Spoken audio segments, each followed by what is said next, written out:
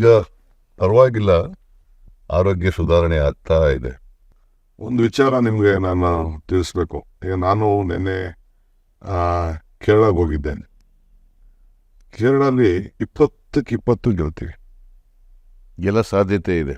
ಕೇರಳದಲ್ಲಿ, ತಮಿಳುನಾಡಿನಲ್ಲಿ ಭಾರತೀಯ ಜನತಾ ಪಕ್ಷದವರು ಒಂದು ಸ್ಥಾನನೂ ಕೂಡ ಗೆಲ್ಲಲ್ಲ. ಪಾಂಡಿಚೇರಿ ಇಲ್ಲ, ಆಂಧ್ರ ಇಲ್ಲ, ಹೌದು, ಆಂಧ್ರ ಇಲ್ಲ, ಕೇರಳ ಇಲ್ಲ, ತೆಲಂಗಾಣದಲ್ಲೂ ಕೂಡ ಕಡಿಮೆ. ತೆಲಂಗಾಣ ಒಂದು 12 ನಾವು ಬರ್ತೀವಿ ಅಂತ ನಮ್ಮವ್ರು ಹೇಳ್ತಾ ಇದ್ದಾರೆ. ಇಲ್ಲಿ ಕರ್ನಾಟಕ ನನ್ನ ಲೆಕ್ಕಾಚಾರ 20 ಸೀಟು ಈಗ ನಾವು ಮುಟ್ತೀವಿ. ಈಗ ನಾನು ಹೇಳ್ತಾ ಇದ್ದಲ್ಲ, ನಾನು ಯಾವಾಗಲೂ ಹೇಳ್ತಿದ್ದೆ ಈ ಸಾರಿ 15-20 ಗೆಲ್ಬೋದು ಅಂತ.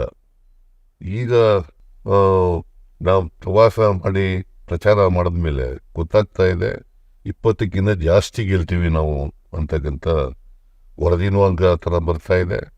ಮತ್ತು ನಾವು ಕೂಡ ಜನರ ನಾಡಿ ಮಿಡ್ತ ನೋಡಿದಾಗ 20ಕ್ಕಿಂತ ಹೆಚ್ಚು ಸ್ಥಾನ ಗೆಲ್ತೀವಿ ಅಂತ ಅನ್ಸುತ್ತೆ. ಆಮೇಲೆ ಮೋದಿಯಲ್ಲಿ ಎಲ್ಲೂ ಕಾಣ್ತಾರ ಸರ್. ನವನೀತ್ ರಾಣಾ ಅಂತ ಹೇಳಿ ಬಿಜೆಪಿ ಕ್ಯಾಂಡಿಡೇಟು, ಅವ ಎಮ್ಮನೇ ಹೇಳಿರ್ತಕ್ಕಂಥದ್ದು, ಬಿಜೆಪಿ ಕ್ಯಾಂಡಿಡೇಟ್ ಹೇಳಿರ್ತಕ್ಕಂಥದ್ದು. ನಾವು ಹೇಳೋದಕ್ಕಿಂತ ಆ ಎಮ್ಮ ಹೇಳಿರ್ತಕ್ಕಂಥದ್ದು ಮೋದಿಯವರ ಅಲೆ ಇಲ್ಲ, ಅದರಿಂದ ನೀವು ಎಚ್ಚರಿಕೆಯಿಂದ ಕೆಲಸ ಮಾಡಬೇಕು ಅಂತ ಕಾರ್ಯಕರ್ತರಿಗೆ ಹೇಳಿದ್ದಾರೆ. ದಟ್ ಶೋಸ್ ಎಲ್ಲೂ ಕೂಡ ಇಡೀ ದೇಶದಲ್ಲಿ, ಮಹಾರಾಷ್ಟ್ರದಲ್ಲಿ ಇಲ್ಲ ಅಂತಂದರೆ ಇಡೀ ದೇಶದಲ್ಲಿ ಇಲ್ಲ ಅಂತ ಆಗುತ್ತೆ. ಕರ್ನಾಟಕದಲ್ಲಿ ಇಲ್ಲವೇ ಇಲ್ಲ, ಬೇರೆ ಕಡೆನೂ ಕೂಡ ಮೋದಿ ಅಲೆ ಇಲ್ಲ. ಆಮೇಲೆ ಶಿವಮೊಗ್ಗದಲ್ಲಿ ಮೋದಿ ಭಾಷಣ ನೀವು ಬಹುಶಃ ಅಬ್ಸರ್ವ್ ಮಾಡಿದ್ರೆ ಗೊತ್ತಿಲ್ಲ. ನನಗೆ ಊಟಕ್ಕಿಂತ ಅವ್ರು ಕೇಳಲಿಲ್ಲ, ಕ್ಯಾಂಡಿಡೇಟ್ಗಳ ಹೆಸರು ಹೇಳವ್ರೆ. ಬೇರೆ ಕಡೆ ನನಗೆ ಸ್ಟ್ರೆಂತ್ ಕೊಡಿ, ನನಗೆ ಇದು ಮಾಡಿ ಅಂತ ಹೇಳ್ತಾರೆ, ಅಲ್ಲಿ ಕ್ಯಾಂಡಿಡೇಟ್ಗಳ ಹೆಸರು ಹೇಳವ್ರೆ. ದಟ್ ಮೀನ್ಸ್ ಈ ಆಲ್ಸೋ ಹ್ಯಾಸ್ ಅಂಡರ್ಸ್ಟುಡ್. ಈಗ ಇದಕ್ಕೆ ಹೋಗಿದ್ದೆ ಸರ್, ಬೆಳಗಾಂಗೆ ನಾಮಿನೇಷನ್ ಫೇಲ್ ಮಾಡೋಕ್ಕೆ. ಆಮೇಲೆ ಶಿವಮೊಗ್ಗ ಹೋಗಿದ್ದೆ ನಿನ್ನೆ. ಶಿವಮೊಗ್ಗ ಬೆಳಗಾಂ ಎರಡು ಕವರ್ ಮಾಡಿದೆ. ಶಿವಮೊಗ್ಗದಲ್ಲಿ ಆ ಜನ ನೋಡಿದ್ರೆ ಯಾವ ಕಾರಣಕ್ಕೂ ಯಡಿಯೂರಪ್ಪನವ್ರ ಮಗ ಗೆಲ್ಲಕ್ಕೆ ಸಾಧ್ಯ ಇಲ್ಲ. ಬೆಳಗಾಮಲ್ಲೂ ಅಷ್ಟೇ, ಅವರ ಸಂಘಟನೆ, ಆ ಜನ ಬಂತು ಉತ್ಸಾಹ, ಆಮೇಲೆ ನಮ್ಮಲ್ಲಿ ಒಗ್ಗಟ್ಟು, ನಮ್ಮ ಬಿಗ್ ಸ್ಟ್ರೆಂತು ಒಂದು ಒಗ್ಗಟ್ಟು. ಸರ್, ಜಸ್ಟ್ ಒಂದು ಸಿಂಪಲ್ ಕ್ಯಾಲ್ಕುಲೇಷನ್ನು, ದೇಶದಲ್ಲಿ 300 ಜನ ಗೆದ್ದಿದ್ರು, 100 ಚಿಲ್ಲರೆ ಸೀಟ್ ಚೇಂಜ್ ಮಾಡೋರೆ. ಅವರು ಕ್ಯಾಂಡಿಡೇಟ್ಗಳು ಚೆನ್ನಾಗಿದ್ರೆ ಯಾಕೆ ಚೇಂಜ್ ಮಾಡ್ತಿದ್ರು? See, there is a strong anti-incumbency against the MPs and also against the government. ಆ ಕಾರಣದಿಂದಲೇ ಇಡೀ ದೇಶದಲ್ಲಿ 100 ಜನರಿಗೂ ಹೆಚ್ಚು ಸಿಟ್ಟಿಂಗ್ MP ಗಳನ್ನು ಬದಲಾವಣೆ ಮಾಡಿರ್ತದೆ. ಕರ್ನಾಟಕದಲ್ಲೂ ಕೂಡ 13-14 ಜನರು ಬದಲಾವಣೆ ಮಾಡಿರೋದು, ಅವರೆಲ್ಲರೂ ಸೋಲ್ತಾರೆ ಅನ್ನೋ ಕಾರಣಕ್ಕೋಸ್ಕರ ಬದಲಾವಣೆ ಮಾಡಿರೋದು. ಕೇಂದ್ರ ಸರ್ಕಾರಕ್ಕೆ ದೇರ್ ಆರ್ ಮೆನಿ ಚಾನಲ್ಸ್. ಅವರಿಗೆ ದೇಶದಲ್ಲಿ ಏನಾಗ್ತಾ ಇದೆ, MP ಗಳ ಮೇಲೆ ಯಾವ ಥರ ಆಂಟಿ ಇನ್ಕಂಬೆನ್ಸಿ ಇದೆ, ನಮ್ಮ ಸರ್ಕಾರದ ಮೇಲೆ ಯಾವ ಥರ ಅಭಿಪ್ರಾಯ ಇದೆ ಜನಗಳದು ಅನ್ನೋದು ಬೇಕಾದಷ್ಟು ಇದೆ. ಅದರಿಂದ ಅವರಿಗೆ ಮಾಹಿತಿ ಕೊರತೆ ಇಲ್ಲ. ಅವ್ರಿಗೆ ಮಾಹಿತಿ ಸಿಕ್ಕೇನೆ ಅವರು ಈ ಸಾರಿ 200-220 ಗೆಲ್ಬೋದು ಅಂತ ಅವರ ಲೆಕ್ಕಾಚಾರ ಇದೆ. BJP ಕಾರ್ಯಕರ್ತರಿಗೆ ಸ್ವತಃ ನರೇಂದ್ರ ಮೋದಿಯವರಿಗೆ ಗೊತ್ತಾಗಿದೆ, ಜನಗಳು ಅವರ ಅಭಿಪ್ರಾಯ ಏನು ಅಂತಕ್ಕಂಥದ್ದು ಗೊತ್ತಾಗಿದೆ. ಯಾಕಂತಂದರೆ ಜನಗಳಿಗೆ ಭಾಳ ಸುಳ್ಳುಗಳು ಹೇಳಿ ದಾರಿ ತಪ್ಪಿಸೋಕ್ಕಾಗಲ್ಲ. ಜನಗಳು ಈಗ 10 ವರ್ಷ ಅವರನ್ನು ನೋಡಿದ್ದಾರೆ. 10 ವರ್ಷ ನೋಡಿದ ಮೇಲೆ ಅವರ ಬಣ್ಣ ಬಯಲಾಗಿದೆ, ಜನಗಳು ಅರ್ಥ ಮಾಡ್ಕೊಂಡಿದ್ದಾರೆ. ನರೇಂದ್ರ ಮೋದಿಯವರು ಸುಳ್ಳು ಹೇಳ್ತಾ ಇದ್ದಾರೆ, ಅವರು ಕೊಟ್ಟಂಥ ಭರವಸೆಗಳನ್ನು ಈಡೇರಿಸಿಲ್ಲ 10 ವರ್ಷಗಳಲ್ಲಿ. ಸೊ ಹಾಗಾಗಿ ಇವತ್ತು ಜನರು BJP ಬಗ್ಗೆ ವಿಶ್ವಾಸ ಕಳ್ಕೊಂಡಿದ್ದಾರೆ. ಆ ಕಾರಣಕ್ಕೋಸ್ಕರ ನರೇಂದ್ರ ಮೋದಿಯವರ ಅಲೆನೂ ಕೂಡ ಈಗಿಲ್ಲ. ಸೊ ಈ ಕಾರಣದಿಂದ ಕಾಂಗ್ರೆಸ್ ಪಕ್ಷಕ್ಕೆ ಈ ಸಾರಿ ಹೆಚ್ಚು ಅವಕಾಶಗಳಿದ್ದಾವೆ ಅಂತಕ್ಕಂಥದ್ದು ಮಾಧ್ಯಮದ ಮೂಲಕ, ಪತ್ರಿಕೆಗಳ ಮೂಲಕ, ಜನರ ಅಭಿಪ್ರಾಯದ ಮೂಲಕ ತಿಳ್ಕೊಳ್ಳಲಿಕ್ಕೆ ಸಾಧ್ಯ. ಸರ್, ಇದು ಇನ್ನೊಂದು, ನನಗೆ ಡೆಲ್ಲಿಯಿಂದ, UP-ಯಿಂದ, ಬೇರೆ ಬೇರೆ ಸ್ಟೇಟ್ಸಿಂದ ಎಲ್ಲ ನನ್ನ ಹತ್ರ ಮಾತಾಡ್ತಾ ಇದ್ದಾರೆ. ಐ ಥಿಂಕ್ ಯಾವ ಕಾರಣಕ್ಕೂ 200 ಮೇಲೆ ದಾಟಲ್ಲ ಸರ್ ND. ಹಾಗೆ ನನಗಿರೋ ಇನ್ಫಾರ್ಮೇಷನ್ ಕೂಡ ಅಷ್ಟೇ, 200-220 NDA ಬರ್ಬೋದು ಅಂತ ಅವ್ರಿಗೂ ಗೊತ್ತಾಗಿದೆ, BJP ಅವ್ರಿಗೂ ಗೊತ್ತಾಗಿದೆ. ಅದಕ್ಕೆ ಸ್ಟ್ರಾಟಜಿಕ್ಕಾಗಿ 400 ಅಂತ ಹೇಳೋದು. ಸೊ ಕರ್ನಾಟಕದಲ್ಲಿ ನಮ್ಮ 5 ಗ್ಯಾರಂಟಿಗಳಿಂದ ಏನು ಇಂಪ್ಯಾಕ್ಟ್ ಆಗಿದೆ ಜನರ ಮೇಲೆ, ಮತದಾರರ ಮೇಲೆ ಏನು ಇಂಪ್ಯಾಕ್ಟ್ ಆಗಿದೆ, ಬಹುಶಃ ಅದು ಇಡೀ ರಾಷ್ಟ್ರದಲ್ಲಿ ಆಗ್ತದೆ ಅಂತಕ್ಕಂಥದ್ದು. ರಾಷ್ಟ್ರೀಯ ಕಾಂಗ್ರೆಸ್ಸು ಕೂಡ ಈ ಗ್ಯಾರಂಟಿಗಳು ಘೋಷಣೆ ಮಾಡಿರೋದ್ರಿಂದ ಇದು ಮನೆಗೆ ತಲುಪೋದ್ರಿಂದ ಕರ್ನಾಟಕದಲ್ಲಾದಂಥ ಬೆಳವಣಿಗೆ ಅಲ್ಲೂ ಕೂಡ ದೇಶದಲ್ಲೂ ಕೂಡ ಆಗುತ್ತೆ ಅಂತೇಳಿ ನಾನು ಅಂದ್ಕೊಂಡಿದ್ದೆ. ಇವತ್ತು ನೋಡಿ ರಾಹುಲ್ ಗಾಂಧಿ ಒಂದು ಮಾತು ಹೇಳಿದ್ರು ನಮ್ಮ ಕೋಲಾರ ಭಾಷೆಯಲ್ಲಿ, 22 ದೊಡ್ಡ ಸಾಹುಕಾರಗಳಿಗೆ ಎಷ್ಟು ಕೋಟಿ ಸಾಲ ಮನ್ನಾ ಮಾಡಿದೆ ನಂಬರ್ 1. ಅದೇ 22 ಜನಕ್ಕೆ ಎಷ್ಟಾಗಿದೆ ಅಂತಂದರೆ ಇಡೀ ದೇಶದ ಎಲ್ಲ ಬಡವರಿಗೂ ರೈತರು ಹಂಚಬಹುದಾಯಿತು ಆ ದುಡ್ಡನ್ನ ಅಲ್ಲಿ ಮಾಡಿದೆ ಅಂತ ರಾಹುಲ್ ಗಾಂಧಿಯವರು ಅವ್ರ ಭಾಷಣದಲ್ಲಿ 22 ಶ್ರೀಮಂತ ಕುಟುಂಬಗಳಿಗೆ, ಕಾರ್ಪೊರೇಟ್ ಬಾಡಿಗಳಿಗೆ 16 ಲಕ್ಷ ಕೋಟಿ, ಅಂದರೆ ನಮ್ದಷ್ಟು ನಮ್ಮ ಬಜೆಟ್ ಅಷ್ಟು 15 ಸ್ಟೇಟ್. ನಮ್ಮ ಬಜೆಟ್ ಇರ್ತಕ್ಕಂಥದ್ದು 3,71,000 ಕೋಟಿ. ಅದರ ಎಷ್ಟು ಪಟ್ಟು ಜಾಸ್ತಿ ಆಗ್ತದೆ? 5 ಪಟ್ಟು ಜಾಸ್ತಿ ಆಗುತ್ತೆ. 5 ಪಟ್ಟು ಹಣನ ಕಾರ್ಪೊರೇಟ್ ಬಾಡಿಗಳಿಗೆ ಮನ್ನಾ ಮಾಡಿಬಿಟ್ಟಿದ್ದಾರೆ. ಸೊ ರೈತರ ಸಾಲ ಮನ್ನಾ ಮಾಡಿಲ್ಲ, ಕಾರ್ಪೊರೇಟ್ ಬಾಡಿಗಳವ್ರದ್ದು ಸಾಲ ಮನ್ನಾ ಮಾಡಿದ್ದಾರೆ. This is how they are not for poor people, they are for rich people, they are for corporate bodies. ಇದು ಬಹಳ ಸ್ಪಷ್ಟವಾಗಿ ಗೊತ್ತಾಗುತ್ತೆ. ನರೇಂದ್ರ ಮೋದಿಯವರು ಏನು ಹೇಳಿದ್ರು ಕೂಡ ಜನ ನಂಬ್ತಿದ್ರು ಫಸ್ಟ್ ಟರ್ಮ್ನಲ್ಲಿ. ಆಮೇಲೆ ಬತ್ತಾ ಸುಳ್ಳು ಹೇಳ್ತಾರೆ ಅಂತ ಗೊತ್ತಾಯ್ತು. ಹಾಗಾಗಿ ಅವರು ಏನು ಹೇಳ್ತಾರೆ, ಏನು ಭರವಸೆ ಕೊಡ್ತಾರೆ, ಅದಕ್ಕೆ ತದ್ವಿರುದ್ಧವಾಗಿ ನಾವು ಅರ್ಥ ಮಾಡ್ಕೋಬೇಕಾಗ್ತದೆ. ಮಾಡೋದಿಲ್ಲ ಅಂತ ನರೇಂದ್ರ ಮೋದಿ ಅವರು ಏನು ಹೇಳ್ತಾರೆ ಅದಕ್ಕೆ ವಿರುದ್ಧವಾಗಿ ನಾವು ಅರ್ಥ ಮಾಡ್ಕೋಬೇಕು. ಮಾಡ್ತೀವಿ ಅಂದರೆ ಮಾಡಲ್ಲ ಅಂತ, ಕೊಡ್ತೀವಿ ಅಂದರೆ ಕೊಡಲ್ಲ ಅಂತ. ಸೊ ಇದನ್ನ ಜನ ಈಗ ಅರ್ಥ ಮಾಡ್ಕೊಂಡಿದ್ದಾರೆ. ಆಮೇಲೆ ಈ ದಳದವ್ರು ಇದಾರಲ್ಲ, ಅವರು ಐ ಥಿಂಕ್ ಅವ್ರು ಯಾಕೆ ಇಷ್ಟು ಪೇಷನ್ಸ್ ಕಳ್ಕೊಳ್ತಾ ಇರೋ ಅರ್ಥ ಆಗ್ತಾ ಇಲ್ಲ. ಈಗ ನೋಡಿ ಪಾಪ ನಮ್ಮ ಹೆಣ್ಮಕ್ಳ ಬಗ್ಗೆ ಎಲ್ಲ ಅಷ್ಟು ಅಗರವಾಗಿ ಮಾತಾಡೋಂಥದ್ದು. ಆಮೇಲೆ APMCಲಿ ರೈತರು ಮಿನಿಸ್ಟ್ರು, ನಾವು ರೈತರು ಸರ್ಕಾರ, ನಮ್ಮದು ರೈತರು ಪಾರ್ಟಿ ಅಂತಿದ್ರು. ಐ ಡೋಂಟ್ ನೋ, APMC ಕಾಯ್ದೆಗೆ ಅವರು ಸಪೋರ್ಟೇ ಮಾಡಲಿಲ್ವಲ್ಲ ಸರ್? ಅದರಿಂದ ಅಪೋಸ್ ಮಾಡಿದ್ರು. ಓಕೆ ಅಂದೆ ಕ್ಲೈಮ್. ಈಗ ನೋಡಿ they joint hands with BJP. ಆಮೇಲೆ ಈಗ ನೋಡಿ ಮೇಕೆದಾಟು ನಾವು ಮಾತಾಡ್ಬೇಕಾದ್ರೆ ಎಲ್ಲ ನಮಗೆ ಟೀಕೆ ಮಾಡುತ್ತಿದ್ರು. ಕಬಾಬ್ ಹಚ್ಚಾವ್ರೆ ಅಂತಿದ್ರು, ನಾವು ಪಾದಯಾತ್ರೆ ಮಾಡ್ತಾ ಇದ್ದೋ, ನಮ್ಮ ನೀರು ನಮ್ಮಕ್ಕ ಅಂತ. ಈಗ ಹೇಳ್ತವ್ರೆ ನಾನು ಮಾಡ್ಬಿಡ್ತೀನಿ, ಮೋದಿಯವ್ರ ಕೇಳಿ ನಾವು ಮಾಡಿಸ್ಬಿಡ್ತೀನಿ ಅಂತ ಅಂದ್ಬಿಟ್ಟು ಚುನಾವಣೆಗೋಸ್ಕರ ಹೇಳ್ತಕ್ಕಂಥ ಮಾತು. JDSನವ್ರು ಇದ್ದಾರಲ್ಲ, ಅವ್ರ ಸರ್ವೈವಲ್ಗೋಸ್ಕರ ಏನು ಬೇಕಾದ್ರೂ ಮಾಡ್ತಾರೆ, ಏನು ಸುಳ್ಳು ಬೇಕಾದರೂ ಹೇಳ್ತಾರೆ. ವೆಂಕಟೇಶ್ ಹೇಳ್ತಿದ್ದೆ ಸರ್, ನಮ್ಮ ಪ್ರಿಯಪಟ್ಟದ ವೆಂಕಟೇಶ್, ಯಾಕೆ ನಾನು ಬಿಟ್ಟು ಬಂದೆ ಅಂತ. ಒಬ್ಬರು ಫ್ಯಾಮಿಲಿ ಬಿಟ್ಟರೆ ಇನ್ನೊಂದು ಹೆಸರಿಗೆ ಯೋಚನೆ ಮಾಡೋಕ್ಕೋಗಲ್ಲ ಅಂತ. ನನಗೆ ಸರ್, ನನ್ನ ಪೊಲಿಟಿಕಲ್ 40 ವರ್ಷದ ಅನುಭವ ನನಗೆ, ನಾನು ಎಲೆಕ್ಷನ್ನು ಯಾವ ಕಾರಣಕ್ಕೂ ಸರ್ 4 ಸೀಟ್ ಗೆಲ್ಲಕ್ಕೆ ಚಾನ್ಸ್ ಇಲ್ಲ sir. Either Mandya or Hassan or Bengaluru rural, impossible. ಏನು ಆಯ್ತು, ಅವ್ರೇನೋ ಮಾಡ್ಕೊಂಡು ಹೋಗ್ಲಿ, ಬಟ್ ಅವ್ರ ಪಾರ್ಟಿ ಮುಂದಕ್ಕೆ, ಅವ್ರ ಪಾರ್ಟಿ ನನಗೇನೋ, ನಾನು ಆ ವರ್ಕರ್ಸ್ಗೂ ಪಾಪ ಅವ್ರಿಗೆ ಹೇಳ್ತಾ ಇದ್ದೀನಿ, ಯಾಕೆ ಸುಮ್ಮನೆ ವೇಸ್ಟ್ ಮಾಡ್ಕೊಳ್ತಾ ಇದ್ದೀರ, ಸುಮ್ಮನೆ ನಿಮ್ಮ ಟೈಮು ಬರೀ ಸ್ವಾರ್ಥಕ್ಕೆ ನಿಮ್ಮ ಪಾರ್ಟಿ ಉಪಯೋಗಿಸ್ಕೊಳ್ತಾರೆ, ನೀವು ಬದುಕೋದು ನೀವು ನೋಡಿ ಅಂತ. ನಾನು ಎಲ್ಲ ಕಡೆ ಮಂಡ್ಯ, ರಾಮನಗರ, ನಮ್ಮ ಜಿಲ್ಲೆಯಲ್ಲಿ ಹಾಸನದವ್ರಿಗೆಲ್ಲ ಹೇಳ್ತಾ ಇದ್ದೀನಿ. ಪಾಪ ವರ್ಕರ್ಸ್ ಏನು ಮಾಡ್ತಾರೆ, ಹಳ್ಳಿಗಳಲ್ಲಿ ಬೆಳಗ್ಗೆ ಸಾಯಂಕಾಲ ಬಡದಾಡಿ ನಮ್ಮ ವಿರುದ್ಧ ಎಲ್ಲ ಓಡಾಡ್ಕೊಂಡಿದ್ದವರು. ಈಗ ಅಟ್ಲೀಸ್ಟ್ ಅವ್ರು ಏನಾರು ಒಂದು ದಾರಿಯನ್ನು ನೋಡ್ಕೊಳ್ರಪ್ಪ. ಇನ್ನೇನು ಅವ್ರ ಸರ್ಕಾರ ಇದ್ದತೆ, ಅವ್ರ ಪಾರ್ಟಿ ಬಂದತೆ, ಅದು ಆಗತ್ತೆ. ಸುಮ್ಮನೆ ಆಗ್ತಾವ್ರೆ, ಸರ್ಕಾರ ಹೊಂಟೋಗ್ತಿದೆ. ಏನು ಮಡಕೆ ಕೆಟ್ಟೋಯ್ತಾ ಇದು? ನಾವು 136 ಸ್ಥಾನ ಇದ್ದೀವಿ, ಸರ್ಕಾರ ಬಿದ್ದೋಯ್ತದೆ. ದೇವೇಗೌಡರಂಥವ್ರು ಇಷ್ಟೊಂದು ಅನುಭವ ಇರ್ತಕ್ಕಂಥವ್ರು ಸರ್ಕಾರ ಬೀಳ್ತದೆ ಅಂತಕ್ಕಂಥ ಮಾತುಗಳು ಆಡ್ತಾ ಇರೋದಿದೆಯಲ್ಲ, ಅದು ಚುನಾವಣಾ ಗಿಮಿಕ್ಕು ಮತ್ತು ಸ್ಟ್ರಾಟಜಿ ಅಷ್ಟೇ. ಈಗ ಕರ್ನಾಟಕದಿಂದ 25 ಜನ MP ಗೆದ್ದರು. ಆಮೇಲೆ ಸುಮಲತಾ ಸೇರ್ಕೊಂಡ್ರು, 26 ಆಯಿತು. ಈಗ ಪ್ರಜ್ವಲ್ ರೇವಣ್ಣನೂ ಕೂಡ ಅವ್ರ ಜೊತೆ ಇದ್ದಾರೆ, 27 ಜನ ಆಯಿತು. ಒಂದು ದಿನ ಇಷ್ಟೆಲ್ಲ ಅನ್ಯಾಯಗಳಾಗ್ತಾ ಇದ್ರು ಕೂಡ ಕರ್ನಾಟಕಕ್ಕೆ ಒಬ್ಬ ಬಾಯಿ ಬಿಡಲಿಲ್ಲ, ಒಬ್ಬ ಲೋಕಸಭಾ ಸದಸ್ಯ ಬಾಯಿ ಬಿಡಲಿಲ್ಲ, ಎಕ್ಸೆಪ್ಟ್ DK ಸುರೇಶ್ ಬಿಟ್ಟರೆ ಇನ್ಯಾರು ಕೂಡ ಮಾತಾಡಲಿಲ್ಲ. ಅಂದರೆ ಇವರು ಯಾವ ಜನರನ್ನ ಪ್ರತಿನಿಧಿಸ್ತಾರೆ ಆ ಜನರ ಸಮಸ್ಯೆಗಳನ್ನು ಕೂಡ ಹೇಳ್ಕೊಳ್ತಕ್ಕಂಥ ಪ್ರಯತ್ನವನ್ನು ಮಾಡಲಿಲ್ಲ.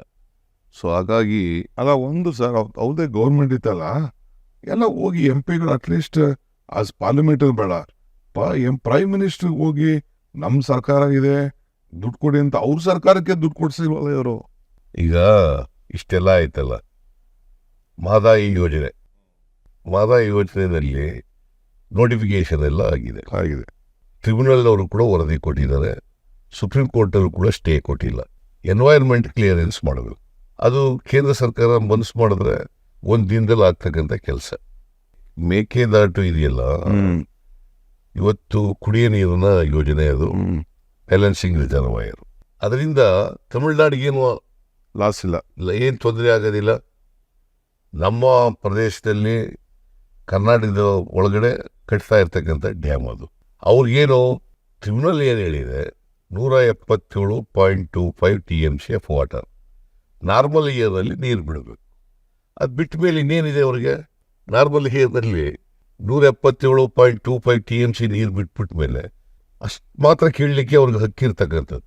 ನೀವು ಬ್ಯಾಲೆನ್ಸಿಂಗ್ ರಿಸರ್ವಾಯರ್ನೇ ಕಟ್ಬೇಡಿ ಅಂತ ಹೇಳೋದಿದೆಯಲ್ಲ, ಅದು ಕೇಂದ್ರ ಸರ್ಕಾರ ಅವ್ರ ಮಾತು ಕೇಳ್ಕೊಂಡು ಈಗ DMK ಅವ್ರಿಗೆ ವಿರುದ್ಧ ಇದ್ದರೂ ಕೂಡ ನನಗೆ ಭಾಳ ಆಶ್ಚರ್ಯ ಆಗೋದು ಅಂತಂದರೆ, ಒಂದು ಸಾರಿ ನಾನು ರೈತರದ್ದು ಮತ್ತು ಎಲ್ಲ ವಿರೋಧ ಪಕ್ಷದವ್ರದ್ದು ಎಲ್ಲ ಡೆಲಿಗೇಷನ್ ತಗೊಂಡೋಗಿದೆ ಪ್ರೈಮ್ ಮಿನಿಸ್ಟ್ರಿಗೆ, ಮಹದಾಯಿ ಯೋಜನೆ ಬಗ್ಗೆ ಮತ್ತು ಅಪ್ಪರ್ ಕೃಷ್ಣ ಇದ್ರ ಬಗ್ಗೆ ಎಲ್ಲ ತಗೊಂಡೋಗಿದ್ದೆ. ಆಗ ನರೇಂದ್ರ ಮೋದಿಯವರು ಬೀಗೆ prime minister of the country ಏನು ಹೇಳ್ತಾರೆ ಅಂತಂದರೆ, ನೀವು ಪ್ರಯತ್ನ ಮಾಡಿ ಅಲ್ಲಿಯವರೆಗೆ ಮಹಾರಾಷ್ಟ್ರದ ಆಮೇಲೆ ಗೋವಾದಲ್ಲಿರ್ತಕ್ಕಂಥ ಕಾಂಗ್ರೆಸ್ನವ್ರನ್ನ ಒಪ್ಪಿಸ್ಕೊಳ್ಳಿ, ಆಮೇಲೆ ನಾನು ಮಾತಾಡೋಣ ಅಂತ ಹೇಳ್ತಾರೆ. ಒಬ್ಬ ಪ್ರೈಮ್ ಮಿನಿಸ್ಟರ್ ಆಗಿ ಇಷ್ಟೊಂದು ಬೇಜವಾಬ್ದಾರಿಯಿಂದ ಹೇಳ್ತಕ್ಕಂಥ ಮಾತುಗಳಿವು. ಈ ಸಮಸ್ಯೆ ಬಗೆಹರಿಬಾರ್ದು, ಇದು ಜೀವಂತವಾಗಿ ಇರಬೇಕು ಅನ್ನೋದ್ರಲ್ಲಿ ನಂಬಿಕೆ ಇಟ್ಕೊಂಡಿದ್ದಾರೆ. ಜೀವಂತವಾಗಿದ್ದರೆ ರಾಜಕೀಯ ಮಾಡಲಿಕ್ಕೆ ಅನುಕೂಲ ಅನ್ನೋ ಕಾರಣಕ್ಕೋಸ್ಕರ ಇದನ್ನು ಜೀವಂತವಾಗಿ ಇಡ್ತಕ್ಕಂಥ ಪ್ರಯತ್ನ ಮಾಡಿ. ಕುಮಾರಸ್ವಾಮಿಗೆ ಯಾವ ಬದ್ಧತೆಯೂ ಇಲ್ಲ. ನಿಜ ಹೇಳಬೇಕು ಅಂತಂದರೆ, ಅವರು 2 ಸಾರಿ ಚೀಫ್ ಮಿನಿಸ್ಟರ್ ಆಗಿದ್ರಲ್ಲ, 2 ಸಾರಿ, ಒಂದು ಸಾರಿ BJP ಸಪೋರ್ಟ್ನಿಂದ ಚೀಫ್ ಮಿನಿಸ್ಟರ್ ಆಗಿದ್ದರು, ಒಂದು ಸಾರಿ ಕಾಂಗ್ರೆಸ್ ಸಪೋರ್ಟ್ನಿಂದ ಚೀಫ್ ಮಿನಿಸ್ಟರ್ ಆಗಿದ್ದರು. ಅವ್ರು ಪ್ರಧಾನಮಂತ್ರಿ ಆಗಿರೋದು ಕೂಡ ಕಾಂಗ್ರೆಸ್ನಿಂದ ಪ್ರಧಾನಮಂತ್ರಿ ಆಗಿದ್ದು ದೇವೇಗೌಡರು. ಉಪಕಾರ ಸ್ಮರಣೆ ಇಲ್ಲ, ಸ್ವಲ್ಪ ಆದರೂ ಕೂಡ ಉಪಕಾರ ಸ್ಮರಣೆ ಇರಬೇಕಲ್ಲ. ಹೆಣ್ಮಕ್ಳು ಉಪಕಾರ ಸ್ಮರಣೆ ಇಲ್ಲ ಅವ್ರಿಗೆ. ಹೆಣ್ಮಕ್ಳಿಗೆ ಯಾರು ಮಾತಾಡ್ತಾರೆ? ಸುಸಂಸ್ಕೃತರು ಯಾರು ಕೂಡ ಈ ಥರ ಮಾತಾಡೋದಿಲ್ಲ. ದಾರಿ ತಪ್ಪಿಟ್ಟವರ ಹೆಣ್ಮಕ್ಳು ಅಂತಂದ್ರೆ ಏನರ್ಥ ಏನು? ಅದಕ್ಕೆ ಈ ಸಾರಿ ಹೆಣ್ಮಕ್ಳು ಪಾಠ ಕಲಿಸ್ತಾರೆ ಅವ್ರಿಗೆ. ರಾಹುಲ್ ಗಾಂಧಿ ಅವರು ಕರ್ನಾಟಕದ ಗ್ಯಾರಂಟಿ ಏನು ಕೊಟ್ಟಿದ್ದಾರೆ, ಬಹಳ ನಮಗೆ ಖುಷಿ ತಂದಿದೆ. ಜನರನ್ನ ಬದಲಾವಣೆ ಮಾಡಿದ್ದಾರೆ. ಇದನ್ನ ನೋಡಿ ನಾನು ಖರ್ಗೆ ಅವರಿಬ್ರು ಸೇರಿ ಸೆಂಟ್ರಲ್ ಗೌರ್ಮೆಂಟ್ ಗ್ಯಾರಂಟಿ ಮಾಡ್ತಾ ಇದೀವಿ ಅಂತ, ಈ 2,000 ಜೊತೆಗೆ ಇನ್ನು 8,000 ಒಟ್ಟು ತಿಂಗಳಿಗೆ, ಒಂದು ವರ್ಷಕ್ಕೆ 1 ಲಕ್ಷ ಕೊಡ್ತೀನಿ ಅಂತ ಅದನ್ನ ಬಹಳ ಚೆನ್ನಾಗಿ ಮಾತಾಡೋದು. ರಾಹುಲ್ ಗಾಂಧಿ ಅವರಿಗೆ ಬಡವ್ರ ಬಗ್ಗೆ ಕಾಳಜಿ ಇದೆ. ಬಡವ್ರನ್ನ ಆರ್ಥಿಕವಾಗಿ ಅವ್ರಿಗೆ ಶಕ್ತಿ ಕೊಡಬೇಕು ಅಂತಕ್ಕಂಥದ್ದು ರಾಹುಲ್ ಗಾಂಧಿ ಅವ್ರಿಗಿದೆ. ಅದು ಯಾರಿಗೆ ಕಮಿಟ್ಮೆಂಟ್ ಇರ್ತದೆ, ಯಾರಿಗೆ ಈ ದೇಶದ ಸಮಸ್ಯೆಗಳ ಬಗ್ಗೆ ಕ್ಲಾರಿಟಿ ಇರ್ತದೆ, ಅವ್ರು ಮಾತ್ರ ಈ ಥರದ ಪರಿಹಾರ ಕೊಡಲಿಕ್ಕೆ ಪ್ರಯತ್ನ ಮಾಡ್ತಾರೆ. ಸೊ ಈಗ ಮನಮೋಹನ್ ಸಿಂಗ್ ಅವ್ರ ಕಾಲದಲ್ಲಿ ಬೇಸಿಕ್ ಯಾವ್ಯಾವ ಸಮಸ್ಯೆಗಳಿದ್ದಾವೆ ಮೂಲಭೂತವಾಗಿ, ಆ ಸಮಸ್ಯೆಗಳಿಗೆ ಪರಿಹಾರ ಕೊಡ್ತಕ್ಕಂಥ ಪ್ರಯತ್ನ ಮಾಡೋದು. ಫುಡ್ ಸೆಕ್ಯೂರಿಟಿ ಆ್ಯಕ್ಟ್ ಮಾಡಿದ್ರು, ರೈಟ್ ಟು ಎಜುಕೇಶನ್ ಮಾಡಿದ್ರು, ನೋಡಿ ನಾವು ರೈಟ್ ಟು ಇನ್ಫಾರ್ಮೇಶನ್ ಮಾಡಿದ್ರು. ಸರ್, ಫುಡ್ ಸೆಕ್ಯೂರಿಟಿ ಆ್ಯಕ್ಟ್ ನಾವು ಮಾಡ್ದೋ, ಅವ್ರು ಹೇಳೋರೆ ಇನ್ನು 5 ವರ್ಷ ಕೊಡ್ತೀನಿ ಅಂತ. ಮಾಡಿದವ್ರು ನಾವು, ಕಾನೂನು ತಂದಿರೋ ನಾವು. ಅಂದರೆ ಇನ್ನು 5 ವರ್ಷ ಮುಂದುವರಿಸ್ತೀವಿ ಅಂತ, 5 ವರ್ಷದ ಮೇಲೆ ನಿಲ್ಲಿಸ್ಬಿಡ್ತೀವಿ ಅಂತ ಕಾನೂನೇ ಮಾಡಿದೀವಲ್ಲ. ಕಾನೂನೇ ಮಾಡಿದೀವಿ. ಫುಡ್ ಸೆಕ್ಯೂರಿಟಿ ಲಾ ಮಾಡಿರ್ತಕ್ಕಂಥದ್ದು. ಈ ದೇಶದ ಜನರು ಯಾರು ಕೂಡ ಹಸಿವಿನಿಂದ ನರಳಬಾರದು ಅನ್ನೋದು ಫುಡ್ ಸೆಕ್ಯೂರಿಟಿ ಆ್ಯಕ್ಟ್ ಹಿಂದೆ ಇರ್ತಕ್ಕಂಥ ಉದ್ದೇಶ. ಈ ಉದ್ದೇಶನ ಸಫಲ ಮಾಡೋದರಲ್ಲಿ ಕಾಂಗ್ರೆಸ್ ಪಾರ್ಟಿ ಪ್ರಾಮಾಣಿಕವಾಗಿ ಪ್ರಯತ್ನ ಮಾಡ್ತದೆ. ಈ BJPಯವರು ಓಟ್ಗೋಸ್ಕರ ಮಾಡ್ತಾ ಇರ್ತಕ್ಕಂಥ. ಆಮೇಲೆ ಯೂತ್ಸ್ಗೆ ನಮ್ಮ ಪಾರ್ಟಿಯವ್ರು ಏನೋ ಒಂದು ಮಾಡಿದ್ದಾರೆ, 1 ಲಕ್ಷ ಕೊಡ್ತೀವಿ ವರ್ಷಕ್ಕೆ ಅಂತ. ಅದು ಒಳ್ಳೆ ಸ್ಕೀಮೆ. ಅಪ್ರೆಂಟಿಸ್ಶಿಪ್ ಕೊಟ್ಟು ಪ್ರೈವೇಟಲ್ಲಿ PUCಗಳಲ್ಲಿ ಮಾಡಿಸ್ಬಿಟ್ಟು ಸಮಾಜಕ್ಕೆ ಅವ್ರನ್ನ ತಯಾರು ಮಾಡಿ 1 ಲಕ್ಷ ಕೊಡ್ತೀವಿ ಅಂದರೆ ಒಂದು 8,000 ರೂಪಾಯಿ ಕೊಡ್ತೀವಿ, 8,500 ರೂಪಾಯಿ. ಈಗ ಅದು ಒಂದು ಒಳ್ಳೆ ಸ್ಕೀಮು. ಆಮೇಲೆ ಹೆಲ್ತ್ದು ಸರ್ 25 ಲಕ್ಷದವರೆಗೂ ಹೆಲ್ತ್ ಇನ್ಶೂರೆನ್ಸ್ ಕವರ್ ಆಗಂಗೆ ಬಹುಶಃ ಯಾರಿಗೂ ಕೂಡ ಇನ್ನು ಮುಂದಕ್ಕೆ ಹೆಲ್ತಲ್ಲಿ ದುಡ್ಡು ಕಟ್ಟಂಗಿಲ್ಲ. ಅದೊಂದು ಒಳ್ಳೆ ಸ್ಕೀಮು. ರೈತರಿಗೆ ಮಿನಿಮಮ್ ಸಪೋರ್ಟ್ ಪ್ರೈಸ್ ಇದೆಯಲ್ಲ, ಅದನ್ನ ಸ್ವಾಮಿನಾಥನ್ ವರದಿ ಶಿಫಾರಸ್ ಮಾಡಿದ್ದಾರೆ. ಆ ಶಿಫಾರಸನ್ನು ಒಪ್ಪಿಕೊಂಡು ಅದರ ಪ್ರಕಾರ ಮಾಡೋದ್ರಿಂದ ರೈತರಿಗೆ ಎಷ್ಟು ಖರ್ಚಾಗಿರ್ತದೆ, ಉತ್ಪಾದನಾ ವೆಚ್ಚ ಎಷ್ಟಿರ್ತದೆ, ಅದ್ರ ಮೇಲೆ 50% ಕೊಡೋದ್ರಿಂದ ರೈತರು ಭಾಳ ಖುಷಿ ಆಗ್ತಾರೆ, ರೈತರಿಗೆ ನಷ್ಟ ಆಗೋದಿಲ್ಲ. ಅವ್ರು ಆದಾಯ ಡಬಲ್ ಮಾಡ್ತೀನಿ ಅಂತ ಹೇಳಿದ್ರು, ಅದ್ಯಾಕೆ ಅದಕ್ಕೆ ಕೈ ಹಾಕಲಿಲ್ಲ ನನಗೆ ಅರ್ಥ ಆಗ್ತಿಲ್ಲ. ಇಲ್ಲ ಪ್ರಯತ್ನನೇ ಮಾಡಲಿಲ್ಲ ಅವರು. ತಿರ್ಗಾ ನೋಡಿ ರೈತರ ಉತ್ತರ ಕರ್ನಾಟಕದ ಉತ್ತರ ಭಾರತದಲ್ಲಿ ಗಲಾಟೆ ಮಾಡ್ತಾರೆ. ಇವತ್ತಿನವರಿಗೆ ಅದನ್ನು ಪ್ರಯತ್ನನೇ ಮಾಡಿಲ್ಲ ಅವರು, BJP ಸರ್ಕಾರ. ರೈತರ ಆದಾಯ ದುಪ್ಪಟ್ಟು ಮಾಡ್ತೀವಿ ಅಂತ ಹೇಳಿದ್ರಲ್ಲ, ಅದ್ರ ಬಗ್ಗೆ ಪ್ರಯತ್ನನೇ ನಡೆದಿಲ್ಲ. ಆಮೇಲೆ ಇನ್ನೊಂದು ಒಳ್ಳೆ ಕೆಲಸ ಸೇರಿದೆ, 400 ರೂಪಾಯಿಗೆ ಮನ್ರೇಗಾ ಮಾಡೋದು ಪ್ಲಸ್ ಅರ್ಬನ್ಗೂ ಮಾಡ್ತೀವಿ ಅಂತ ಹೇಳಿದ್ದಾರೆ. ಯಾಕೆಂದ್ರೆ ನಮ್ಮ ಕೆಲವು ಪಂಚಾಯತಿಗಳಿಗೆ ಬಹಳ ಅವಶ್ಯಕತೆ ಇದೆ, ಅರ್ಬನ್ಗೂ ಮಾಡಬೇಕು. ಯಾಕೆಂದ್ರೆ ಎಷ್ಟೊಂದು ಪಟ್ಟಣ ಪಂಚಾಯತಿಗಳಿದೆ, ಎಲ್ಲ ಇದೆ. ಪಾರ್ಟಿಯವರು ಇದೊಂದು MSP ಬಗ್ಗೆ ಅನೌನ್ಸ್ಮೆಂಟ್ ಮಾಡಿದ್ದಾರೆ. ಆಮೇಲೆ ರೈತರ ಸಾಲ ಮನ್ನದ ಬಗ್ಗೆ ಬಹಳ ದೀರ್ಘವಾಗಿ ಇವತ್ತು ಮನಮೋಹನ್ ಸಿಂಗ್ ಅವರು ಮಾಡದಂತ ಇದು ತಲುಪಿದ ವಿಚಾರ ಕೂಡ ಇವತ್ತು ಪ್ರಸ್ತಾವನೆ ಬಂತು. ಮನಮೋಹನ್ ಸಿಂಗ್ ಅವ್ರ ಕಾಲದಲ್ಲಿ ರೈತರ ಸಾಲ 72,000 ಕೋಟಿ ಸಾಲ ಮನ್ನಾ ಮಾಡಿದ್ರು. ಅವತ್ತು ಮನಮೋಹನ್ ಸಿಂಗ್ ಅವರು ಅಂದರೆ 12 ವರ್ಷಗಳ ಹಿಂದೆ ಮಾಡಿದ್ದದು. ಈಗ 16 ಲಕ್ಷ ಕೋಟಿ ರೂಪಾಯಿಗಳನ್ನು ಕಾರ್ಪೊರೇಟ್ ಬಾಡಿಗಳಿಗೆ ಮನ್ನಾ ಮಾಡಿಬಿಟ್ಟಿದ್ದಾರೆ. ಅದನ್ನೇ ರೈತರ ಸಾಲ ಮನ್ನಾ ಮಾಡಲಿಕ್ಕೆ ಹಿಂದೇಟು ಹೊಡಿತಾ ಇದ್ದಾರೆ. ಸೊ ಅದಕ್ಕೋಸ್ಕರ ಕಾಂಗ್ರೆಸ್ ಪಕ್ಷ ಅಧಿಕಾರಕ್ಕೆ ಬಂದರೆ ನಾವು ರೈತರ ಸಾಲ ಮನ್ನಾ ಮಾಡ್ತೀವಿ, MSP ಬಗ್ಗೆ ಕಾನೂನು ಮಾಡ್ತೀವಿ ಅಂತ ಇವನ್ನ ಈ ಕೊಟ್ಟಿರ್ತಕ್ಕಂಥ ಭರವಸೆಗಳಿದಾವಲ್ಲ, ಇವು ನಿಜಕ್ಕೂ ಕೂಡ ಜಾರಿ ಮಾಡಬೇಕಾಗಿರ್ತಕ್ಕಂಥವು ಮತ್ತು ಅದನ್ನು ರೈತರಿಗೆ ತಲುಪಿಸೋ ರೀತಿಯಲ್ಲಿ ಮಾಡಿದ್ರೆ ಭಾಳ ಅನುಕೂಲ ಆಗ್ತದೆ. ಇನ್ನೊಂದು ನಮ್ಮ ಮೇಲೆ ಒಂದು ಡೆವಲಪ್ಮೆಂಟ್ ಅಂತ ಮಾತಾಡ್ಸಿದ್ರೆ ಅಲ್ಲ, ನಾವು ಅವ್ರಿಗೆ ಅರ್ಥನೇ ಆಗ್ತಾ ಇಲ್ವೇನೋ. ಡೆವಲಪ್ಮೆಂಟ್ ಅಂದರೆ ಈಗ 1.5 ಕೋಟಿ ಕುಟುಂಬ, we are almost lifting there from above the financial crisis.